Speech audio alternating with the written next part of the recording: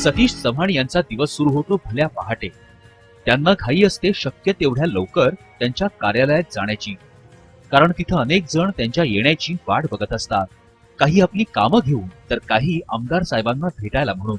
सगळ्यांना पुरेसा वेळ देणं ही गोष्ट आवर्जून पाळावी लागते.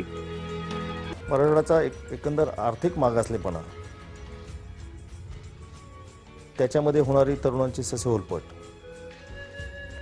त्याच्यासाठी काय करता येईल असा काही आडाखा मी माझ्या मनात मांडला होता. IITचं सेंटर असेल, आता घातलेलं तंत्र शिक्षण विद्यापीठ, जी कल्पना आता राजेश टोपेंनी मांडलेली आहे, मी त्यांना आता आग्रह धरलेला आहे. विशेषतः ग्रामीण भागातील मुलांना थोडा न्यूनगंड असतो, इंग्लिश बोलता येत नाही किंवा कॉम्प्युटर हाताळता येत नाही. त्या संदर्भात मी माझ्या आमदार निधीमध्ये जास्तीत जास्त आमदार निधी हा मी ग्रामीण भागातल्या शाळांना कॉम्प्युटर देण्यामध्ये खर्च केलेला आहे. हिंगोलीसारखा भाग आहे, परभणी आहे, उस्मानाबाद आहे, लातूर आहे, या भागात ते उद्योग आले पाहिजेत. त्यांना लागलेलं मनुष्यबळ आपण आत्तापासून तयार करायला चालू केलं पाहिजे, अशा प्रकारचा माझा प्रयत्न आहे. अशा प्रकारे बेरोजगारी कमी करण्याचा माझा प्रयत्न राहील. जे उच्च वर्गातील आहेत परंतु आर्थिकदृष्ट्या मागास आहेत, त्यांना धड भिकही मागता येत नाही आणि त्यांना कर्जही कोणी देत नाही, अशांसाठी सुद्धा काहीतरी धोरण सरकारने आखलं पाहिजे, अशी माझी धारणा आहे. आगामी काळात त्या दृष्टीनं मराठवाड्यात उद्योगधंदे वाढावेत, इन्फ्रास्ट्रक्चर डेव्हलप व्हावं, त्या दृष्टीनं पूरक शिक्षण व्यवस्था सुद्धा डेव्हलप झाली पाहिजे. वेगवेगळे कोर्सेस जे आतापर्यंत माहीत नाहीत परंतु त्या कारखान्याला लागणार आहेत, असे शॉर्ट टर्म कोर्सेस तयार केले पाहिजेत, अशा प्रकारची भावना माझ्या मनात आहे. मित्र म्हणून त्यांना निवडणुकीमध्ये पहिल्यांदा जेव्हा ते उभा राहण्याचा त्यांनी निर्णय घेतला, त्यावेळेला मला असं वाटतं की त्यांच्या व्यक्तिगत जो संपर्क आहे त्या संपर्कामुळेच ते पहिल्यांदा निवडणुकीला उभा राहून निवडून येऊ शकले. कारण प्रत्येकाला माहीत होतं की हा माणूस निवडून आल्यानंतर आपल्याला जे काय आपली काय अपेक्षा असेल त्याप्रमाणे सर्व कामं ते करू शकतील.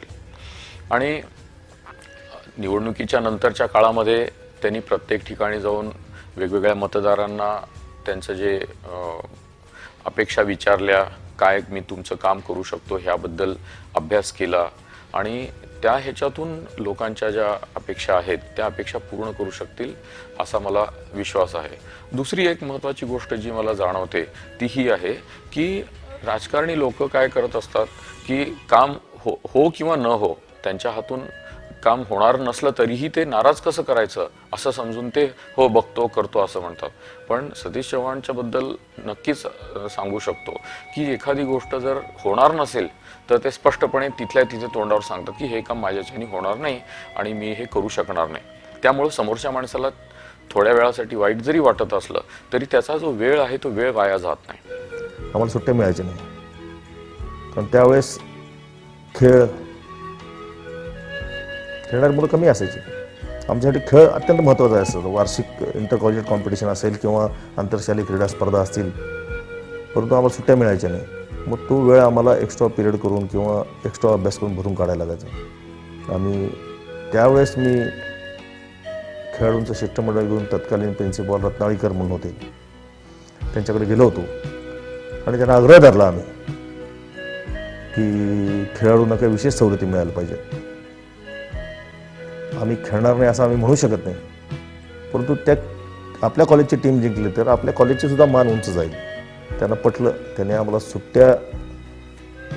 सुट्ट्या दिल्या. काही मार्कांची खेळाडूंसाठी विशेष मार्कांची प्रोव्हिजन केली. प्रत्येक क्षेत्रामध्ये अभ्यास करून लोकांचे प्रश्न मांडणं, मग ते सामाजिक क्षेत्रातले असो, ते पाण्याच्या संदर्भातले असो, सांस्कृतिक क्षेत्रातले असो की प्राध्यापकांच्या वेतन श्रेणी किंवा शिक्षकांच्या वेतन श्रेणीच्या संदर्भातले असो, अतिशय हिरिरीने सर्व प्रश्न विधानसभेत मांडून आणि त्याच्यासाठी संघर्ष करणं हा सतीश भाऊंचा स्वभाव आहे. अतिशय निष्काम पद्धतीने सेवा करणारा, विनायकराव पाटलांची अतिशय मनापासून ज्यांनी आयुष्यभर साथ दिली असा एक कर्मयोगी आपल्यामधनं फार लवकर निघून गेला. आणि त्यांच्या मुलांनी आपल्या वडिलांची आठवण कायम राहावी, चिरंतन राहावी यासाठी मोठी देणगी दिली. तर एक धडपडणारा एक चांगला लोकप्रतिनिधी या मराठवाड्याचं नेतृत्व आज पदवीधर मतदारसंघातून करतो आहे आणि मला विश्वास आहे की त्यांचे जे गुण आहेत त्या गुणाकडे पाहता ते निश्चित प्रकारे अत्यंत चांगल्या उंचीवर राजकारणात सुद्धा जाऊ शकतील. 1999 साली डॉक्टर बाबासाहेब आंबेडकर मराठवाडा विद्यापीठाच्या निवडणुका घोषित झाल्या. का कोणास ठाऊक एके दिवशी कैलासवासी वसंतरावजी काळे साहेब माझ्या घरी आले आणि आता सतीश तुला इलेक्शनला उभं राहायचं आहे. म्हणजे कशासाठी? ते म्हणजे सिनेटसाठी उभं राहायचं आणि संस्था करताना तुझं नाव कोणतरी आणावं लागेल.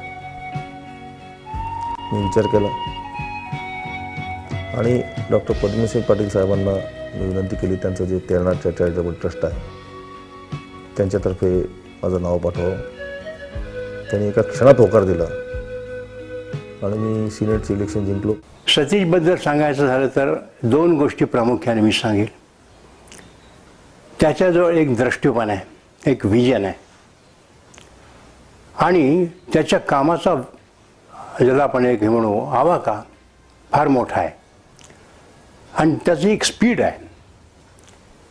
आमदारकीच्या काळामध्ये त्यांनी औरंगाबाद उस्मानाबाद आज इकडे उद्या तिकडे, म्हणजे मला तर तसं तुलना बरोबर नाही की शिवाजी महाराजची आठवण झाली. सकाळी सुरतला अजून कुठे संध्याकाळी तिकडे.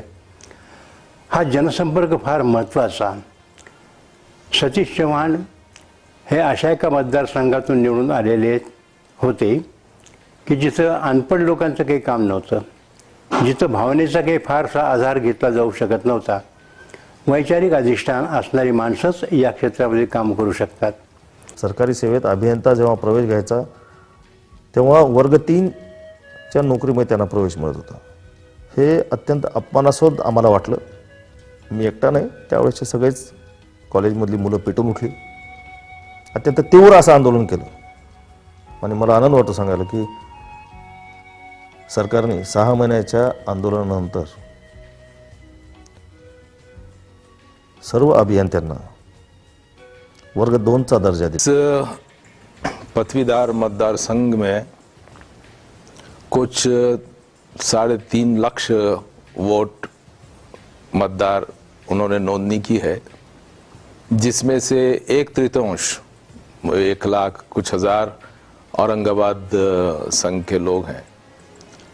और जो मतदाता है उनके साथ जितना सक्षम संपर्क सतीश चौहान साहब ने रखा है और ये सक्षम संपर्क उनका सिर्फ मतदान के लिए या मतदाताओं के लिए नहीं, बल्कि जो हमारे इस शिक्षण क्षेत्र में मराठवाड़ा क्षेत्र में और मराठवाड़ा क्षेत्र की जो 2 महत्वपूर्ण विद्यापीठ हैं, डॉक्टर बाबा साहेब अम्बेडकर मराठवाड़ा विद्यापीठ और स्वामी रामानंद तीर्थ मराठवाड़ा विद्यापीठ, फिर उसी के साथ जो परभनी का हमारा एग्रीकल्चरल यूनिवर्सिटी है, इनकी समस्याओं से भी मुझे जहाँ तक मालूम है हमारे जो आदरणीय आमदार हैं सतीश जी, वो पूरी तरह से जानकारी रखते हैं.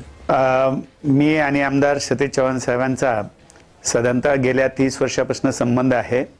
अतिशय धडाडीचे नेतृत्व म्हणून मराठवाड्याचा पदवीधर आमदार म्हणून त्यांनी गेल्या काही दिवसामध्ये जे निर्णय घेतलेले आहेत आणि त्यांची टर्म जी आहे अतिशय यशस्वी पराकोटीची टर्म म्हणून आमच्या नजरेत भरते. ती ज्येष्ठांना असो, युवकांना असो किंवा मधल्या पिढींना असो, सगळ्याच पदवीधरांचा अक्षरशः हृदयाचा ठाव घेणारी कामं त्या माणसाने केलेली आहेत. राजकारणाची आवड तशी मला लहानपणापासूनच होती. घरात वडील काँग्रेसचं काम करायचे, पण ते राजकारण वेगळं होतं, हे राजकारण वेगळं. आजचं फार जमीन आसमानाचा फरक आहे. कमिटेड कार्यकर्त्यांची फौज त्यावेळेस काँग्रेसकडे होती, इतर सर्व पक्षाकडे असेल, पण जास्त फौज काँग्रेसकडे असेल. 2008 साली पदवीधर मतदारसंघाची निवडणूक लागणार. गव्हर्नमेंट मेडिकल कॉलेज हे गरिबांसाठी अतिशय अत्युच्च असलेले, सेवा असलेलं एक मोठं स्थान आहे आणि त्याचं मराठवाड्यामध्ये आणि मराठवाड्याच्या आजूबाजूला सगळीकडूनच गरीब पेशंट्स त्या गव्हर्नमेंट मेडिकल कॉलेजला येतात. इथल्या सोयी चांगल्या व्हाव्या, जिथे जास्तीत जास्त गरिबांची सेवा व्हावी याच्यासाठी सतीश भाऊ नेहमीच धडपडत असतात. याच्यातून उपक्रमामधून त्यांनी 30 कोटीचा निधी या आपल्या गव्हर्नमेंट मेडिकल कॉलेजसाठी सँक्शन करून आणला. पक्षविरहित मैत्री हे सुद्धा माझ्या निवडणुकीत मी जे जिंकलो हे यशाचं गमत म्हणावं लागेल. मी काही अशा मंडळींना निवडणुकीमध्ये आग्रह केला नाही माझा प्रचार करण्याबद्दल, परंतु जी मैत्री आमची कायम टिकलेली होती त्या बॅक चॅनल आपण ज्याला म्हणतो, पडदे आडून काम करणारी, मदत करणारी खूप मंडळी होती, जी मला अजूनही माहीत नाही कोण कोण मदत केली. त्यांच्यामुळे मी जिंकू शकलो. माझी शाळा स्वतःची असल्यामुळं शाळेची इमारत तयार झालेली आहे, पण त्या शाळेच्या इमारतीच्या उद्घाटनासाठी मला भाऊलाच आणायचं होतं. त्यानिमित्तानं मी औरंगाबादला आलो होतो. त्याचबरोबर दुसरे काही प्रश्न होते माझे वैयक्तिक आणलेले, मी पदवीधरचे काही निवेदनं द्यायचे होते, तेही भाऊला दिले. त्याच्या संदर्भात भाऊ म्हणले 20 तारखेला मी मुंबईला जाऊन त्या ठिकाणी त्या प्रश्नाचे सोडवण्याचा प्रयत्न करतो. आणि पहिल्यापासून मला भाऊचा अनुभव, एखादा शब्द भाऊनं दिला की ते शेवटपर्यंत ते कडेला नेतात आणि ते प्रश्न सॉल्व करतात. मी जे सतीशचं अभिनंदन करतो ते यासाठी की तुम्ही तरुण मुलांना एक संधी दिलीत. तुझ्यामध्ये असलेल्या आविष्काराची जी क्षमता आहे आणि जी दिशा आहे त्या दिशेला तू दाखव तुझ्या अभिव्यक्तीच्या मार्फत. मी पास झाल्यानंतर वडील एक दिवशी अचानक पुण्याला आले. त्यामुळे सगळं एका थोर व्यक्तीला आपल्याला भेटायला जायचं. मला कळलं ना वडील कशाला घेऊन चालू आहेत मला तिथे. पुण्याला आता जी चतुर्शृंगी आहे त्याच्यासमोर यशवंतरावजी चव्हाण राहायचे, केसरीचे रामभाऊ जोशी त्यांचे मित्र.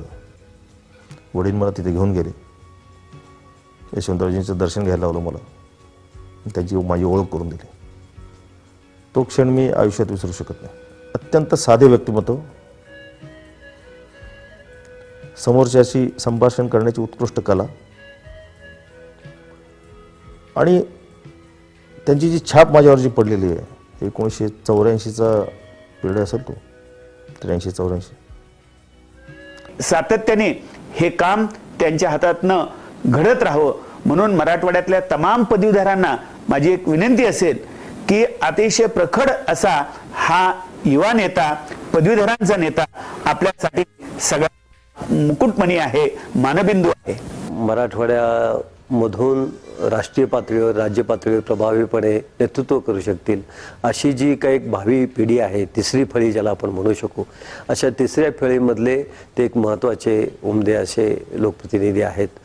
सगळ्या मतभेदांच्या पलीकडे जाऊन सुद्धा माणसांची मैत्री होऊ शकते.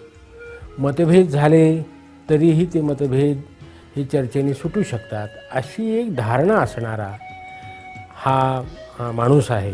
ते सतत रात्रंदिवस धडपडत असतात आणि पदवीधरांना आपल्याच विभागामध्ये काम कसं मिळेल आणि त्यांना उद्योग कसा उभा करून देता येईल यावर त्यांचा भर असतो. सगळ्यात इम्पॉर्टंट म्हणजे सतीश भाऊ जे सांगतात, जे बोलतात, जे आश्वासनं देतात ते पूर्णपणे पाळतात. आणि असे आमदार आतापर्यंत मी पाहिले नव्हते की कुठल्याही क्षणी त्यांना आपण फोन केला तर कधीच असं झालं नाही की त्यांनी फोन उचलला नाही. सच का साथ सबका साथ, सतीश चव्हाण. सच के साथ सबके साथ म्हणजे सतीश चव्हाण. सच का साथ सबका साथ, सतीश चव्हाण. सच का साथ सबका साथ, सतीश चव्हाण. सच का साथ सबका साथ, सतीश चव्हाण. सच का साथ सबका साथ, सतीश चव्हाण. सच का साथ सबका साथ, सतीश चव्हाण. सबका साथ, सच का साथ, सतीश चव्हाण. सच का साथ सबका साथ, सतीश चव्हाण. सच का साथ सबका साथ सतीश चव्हाण. सच का साथ सबका साथ, सतीश चव्हाण. सतीश चव्हाण. सतीश चव्हाण. सतीश चव्हाण. सतीश चव्हाण. सतीश चव्हाण. सतीश चव्हाण. सतीश चव्हाण. सतीश चव्हाण. सतीश चव्हाण. सतीश चव्हाण. सतीश चव्हाण. सतीश चव्हाण. सतीश चव्हाण.